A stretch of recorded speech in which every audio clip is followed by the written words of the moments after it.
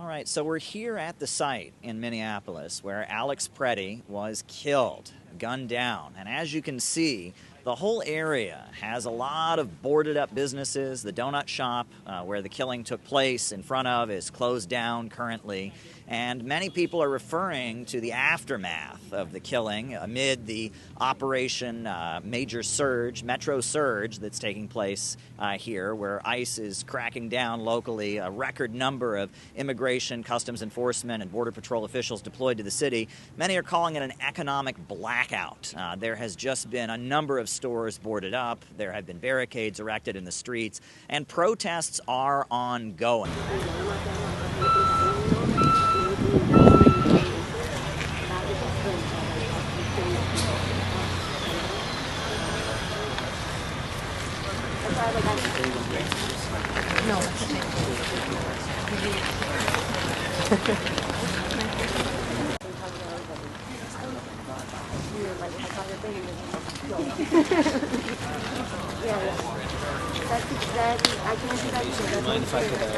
Alex Pretti! Say his name! Alex Pretti! Say his name! Alex Pretti! Say his name! Alex Pretti! Say his name! Alex Pretti!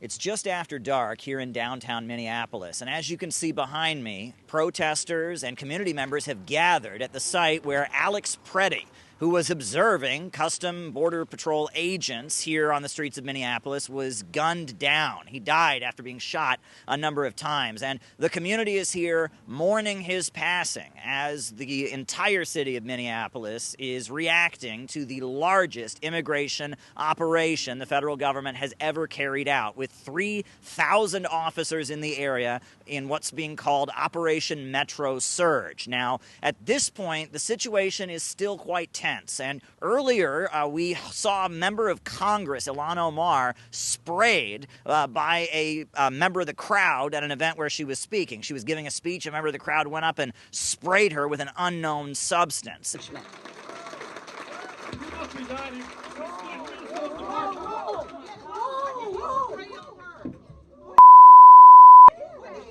I don't know. Oh my God. Oh my God, he sprayed something on her. I need a napkin to know nothing. No, We will continue. no. Ilhan, you need to go get checked. No, We will continue. These are not going to get away with it. you need to go get checked. No, you don't know what he did. And at this point, a lot of the community members and protesters here are genuinely angry and want answers about the death of Alex Pretti.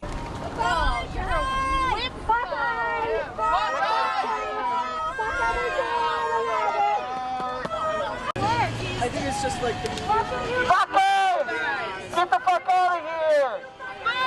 Fuck you!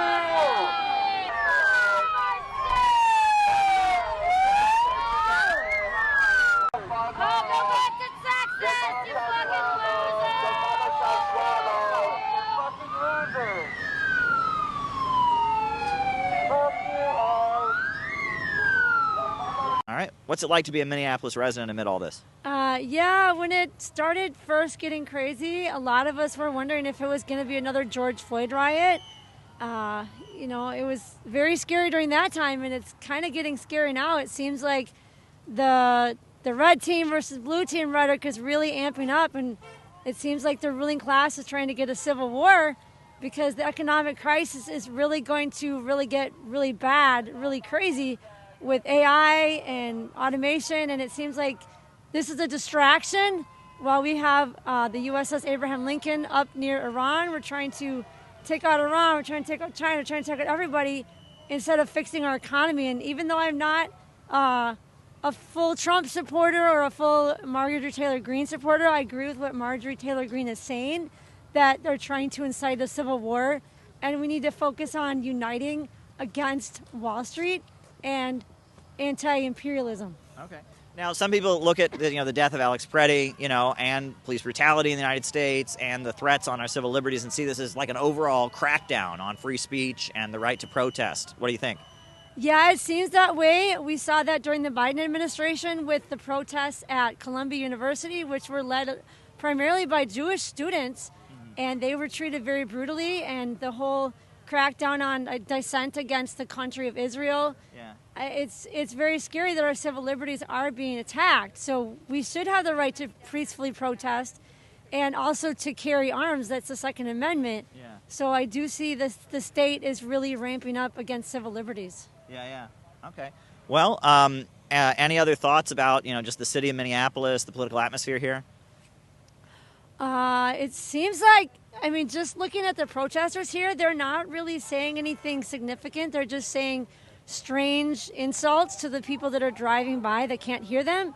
So I don't see them organizing to unite anybody. They're just saying strange things, and then they go home. Like, this general strike was not really a strike, and the people who were supposedly marching in their little strike/parade, they came to the Mall of America afterwards to shop. So I don't call that a strike. Good. Very good point.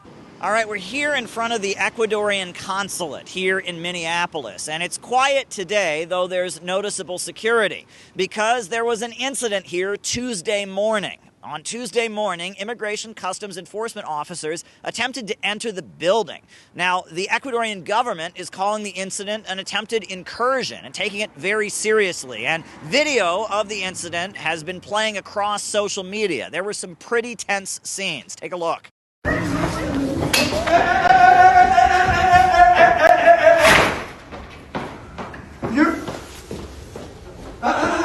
This is the customs of Ecuador. Relax. Okay, relax. Did I enter? If you touch me, I will grab you. If you touch me, I will grab you. Okay. You can enter. Okay, but don't touch me. Okay. You can enter. All right, let's go. You cannot enter here. This is the consulate. This is the foreign government property. You cannot enter. All right, I'm going to close the door. All right? Yeah. Over there. All right? Yeah. Sí, lo estoy filmando. No, pero ya tenía que poner. ¿Qué viste? Quisieron perseguir a las personas acá. Salí por fuera del pueblo. Now, the Foreign Ministry of Ecuador says that they immediately enacted protocols and procedures for the protection of their staff. They were immediately looking to make sure no Ecuadorian citizens were targeted or harmed. Now, the Ecuadorian Ministry of Foreign Affairs put out a statement taking this incident very seriously. Ecuador has filed a complaint with the U.S. Embassy in Quito, demanding answers about why this attempted incursion happened and guarantees that such incidents will not continue.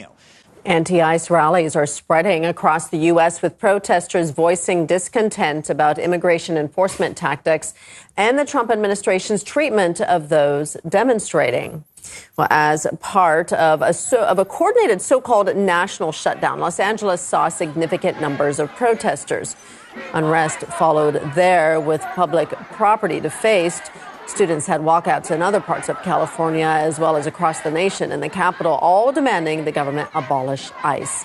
Well, that says thousands crowded Minneapolis streets with arrests reported. The wave of national unrest has built steadily after 2 deadly shootings by federal agents in that city earlier this month. A local cafe owner is offering food free of charge to all guests except for ICE agents. Now here's RT correspondent Caleb Maupin reporting from the business. We're here in downtown Minneapolis. Starting this week, the Modern Times Cafe will be serving food for free, except to ICE agents. Now, this is an example of how this city of Minneapolis is becoming increasingly a city of passionate and polarized opinions. Now, the store owner at Modern Times Cafe says that serving food for free and accepting donations and not paying sales tax is a way of avoiding contributing to what he calls an armed occupation of the city.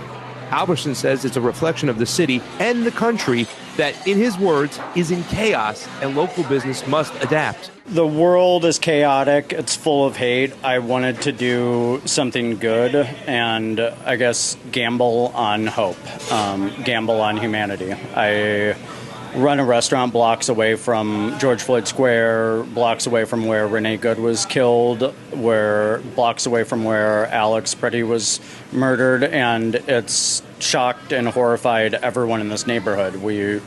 People are hiding, people are living under trauma, people can't afford to eat at restaurants even before this, and It was something that I wanted to provide for anyone in the city right now, whether their economic status or, I guess, time management. People out patrolling blocks and helping their neighbors and all these things. People forget to eat. I forget to eat. And we're also a restaurant that's deeply rooted in this community, and I want to show the community that we're here for them and provide as much comfort as we're able to in a situation that we're already doing. Also, it gives my staff, I guess, the ability to come into work, make money, and do something good other than just grinding away to make rent and things when we're living under an occupational force. What do you do in wartime? I guess I just wanted to make a radical change and completely flip it on its head and gamble on the fact that I believe that humans are good and that overwhelmingly they're going to come and give more than they take, and if they don't, we'll run out of money or food. There's something about this cafe's location that makes you think. It's very close by a number of sites that have been in the headlines of national news. For example, you've got the site of the George Floyd killing. You've also got the locations where Renee Good and Alex Pretti were killed. Now, Alex Pretti was an ICU nurse who was protesting against ICE officers and recently lost his life after being shot several times. Now, many looked on at the footage and saw this as an unjust killing, but now some have questions, seeing video footage of him kicking an ICE vehicle and spitting on officers.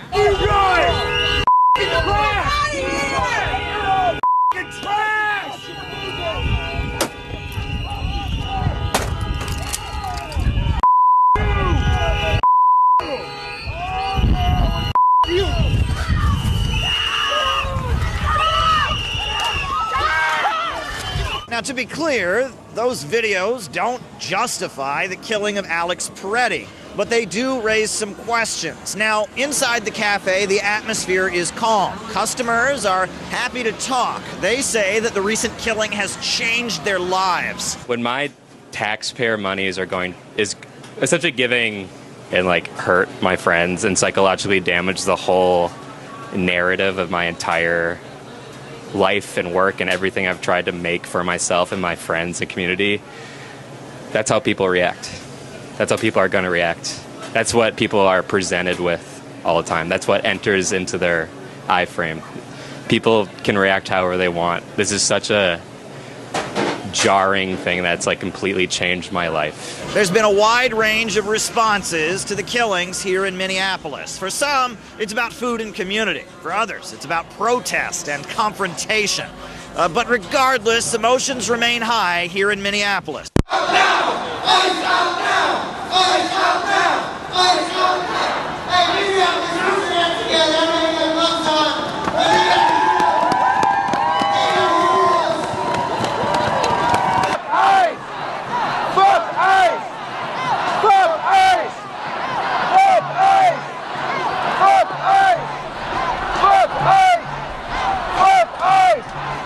Fuck ICE!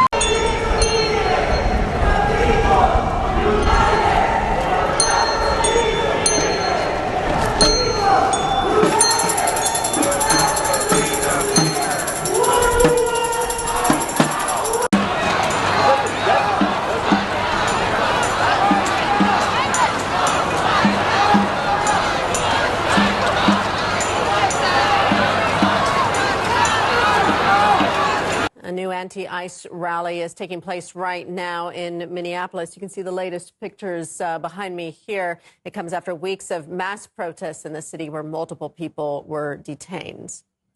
Okay, we have RT correspondent Caleb Maupin on the scene. Caleb, take us through the latest from what's happening there.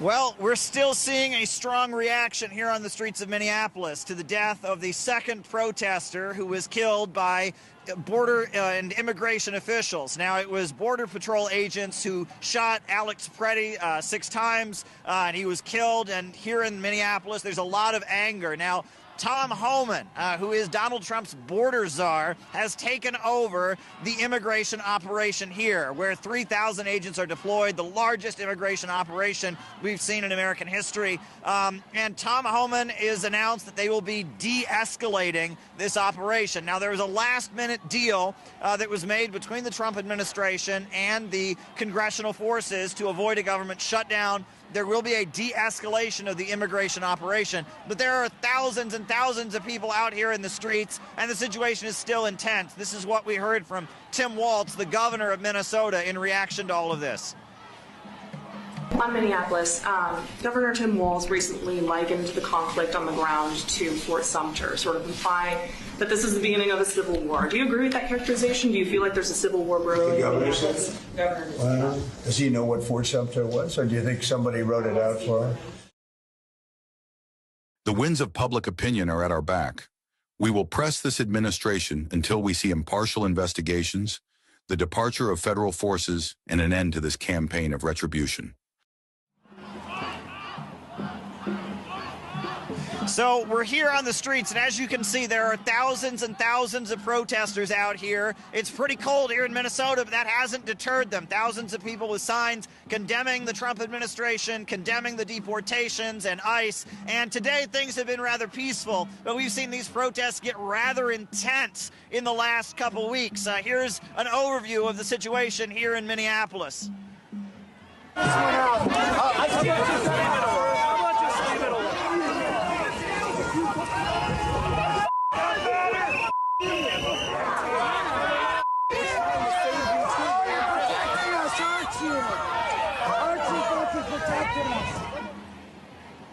Now, at this point, we're expecting more protests to continue. They're calling this a general strike. A number of businesses all across the state of Minnesota and across the country have shut down to support the protesters. And we're expecting more protests and more monitoring of ICE officials here. Now, the FBI is currently investigating a signal chat group where ICE vehicles were being monitored.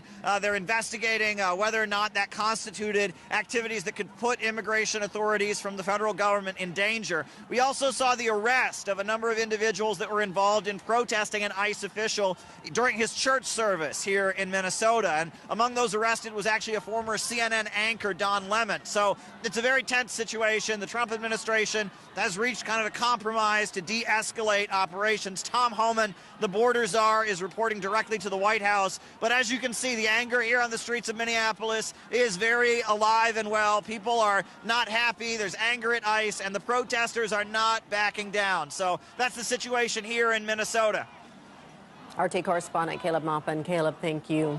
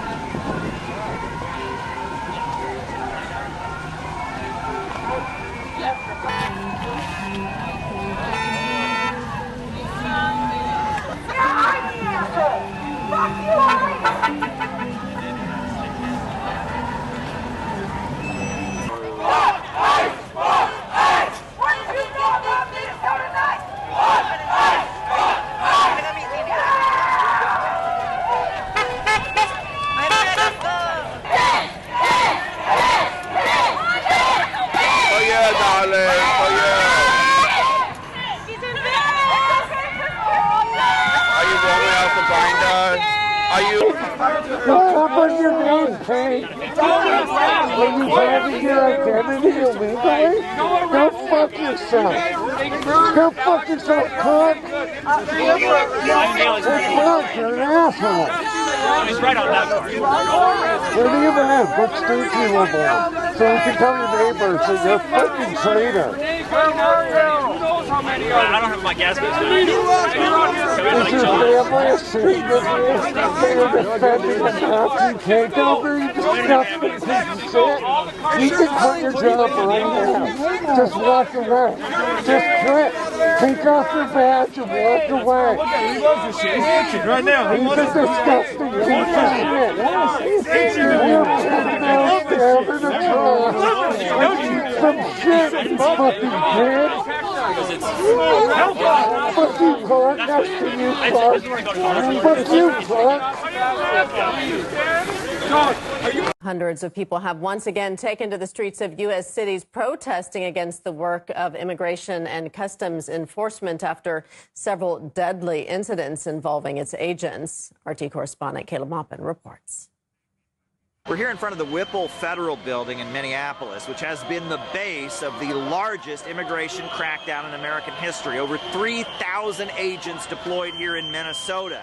And protests like this are happening all across the country. Yesterday was the general strike in which people were urged to not go to work, not go to school, and take to the streets. And now today, over 300 protests are taking place across the country, demanding an end to immigration customs enforcement operations. Now, there was an attempt to get the federal courts to step in and stop ICE operations, but that was rejected. And Pam Bondi, Donald Trump's attorney general, referred to that as a huge victory, as a huge win for the Trump administration. ICE operations will continue, and Tom Homan, Trump's border czar, is overseeing the operations here in Minnesota. He is planning to de-escalate to some degree, reporting directly to the White House. Now, the protests have escalated in response to the deaths of two protesters, Alex Pretti and Renee Good. The FBI has now announced it is investigating those deaths. However, Tim Walz, the governor of Minnesota, isn't satisfied. He says having the FBI investigate the deaths of the protesters for opposing ICE would be like having Trump's left hand investigate his right hand. Just not acceptable. Now, it's also important to note that we have seen Donald Trump speak up regarding Alex Pretti. There is video that has surfaced of Alex Pretti 11 days before his death, kicking an ICE vehicle and damaging the taillight, also spitting on officers. Now, Donald Trump spoke up and referred to Alex Pretti as being an insurrectionist. Now, that's the language that was generally used against Donald Trump in the aftermath of the Capitol riot in January 6th as he was leaving office in his first term. So Trump is speaking very negatively of Alex Pretti and defending the immigration customs enforcement operations. Those operations will be continuing. The federal courts did not choose to intervene and stop the operation. So the immigration crackdown, Operation Metro Surge, based out of this building, this federal building here in Minneapolis, will continue. Now, the protesters here are very angry as they see vehicles go by that they believe to be ICE agent vehicles. They are taunting them. They are screaming a lot of anger at the Immigration Customs Enforcement and Border Patrol for their activities. So it's quite a dramatic scene here in front of the federal building, the Whipple Federal Building in Minneapolis. Over 300 protests are taking place across the country today.